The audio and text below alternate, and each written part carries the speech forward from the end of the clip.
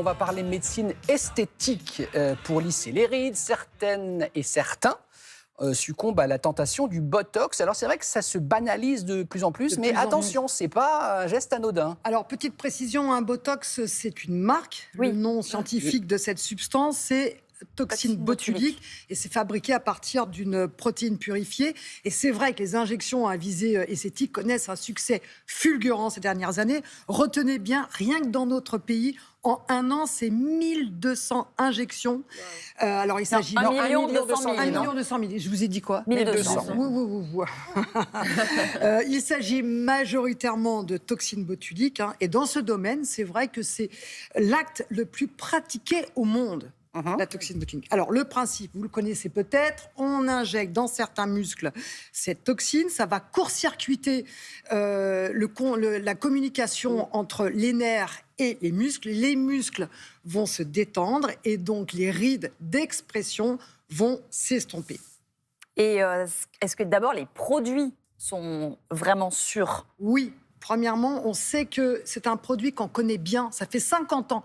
Plus de 50 ans qu'on utilise cette toxine, en particulier en neurologie. Beaucoup en neurologie pour limiter les spasmes de certains muscles. Et puis deuxièmement, ce sont des produits qui sont résorbables. C'est-à-dire qu'en quelques mois, on ne voit plus les effets, ce qui fait que ça limite évidemment les risques de troubles permanents.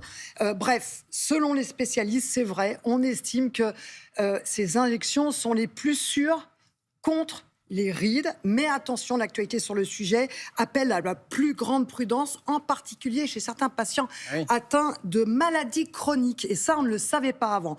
Ce sont des chirurgiens esthétiques britanniques qui viennent de mettre en évidence une augmentation très importante des effets secondaires en cas de diabète de type 1, de troubles thyroïdiens et de migraines chroniques. Un chiffre qui peut surprendre, presque 100 fois plus de nausées chez les diabétiques de type 1 après des injections de toxines botuliques.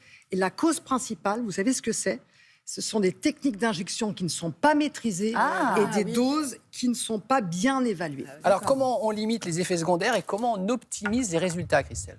Première chose, si on décide de faire des injections, il faut être très sélectif. Il faut fuir les faux injecteurs. Vous savez, ce sont des esthéticiennes, des influenceurs, etc., qui injectent. Il n'y a pas de traçabilité sur les produits. C'est une catastrophe. Il y a eu des femmes qui se sont retrouvées en soins intensifs l'année dernière. Elles sont de plus en plus nombreuses avec des troubles respiratoires. Et puis, il faut s'adresser aussi aux spécialistes. Tous les médecins n'ont pas l'autorisation d'injecter. Simplement des chirurgiens de la face, des plasticiens, des chirurgiens maxillofaciaux et des ophtalmologues et dermatologues. Les autres médecins n'ont pas le droit d'injecter et ça, il faut le savoir. Merci beaucoup, Christelle, pour cette mise au point.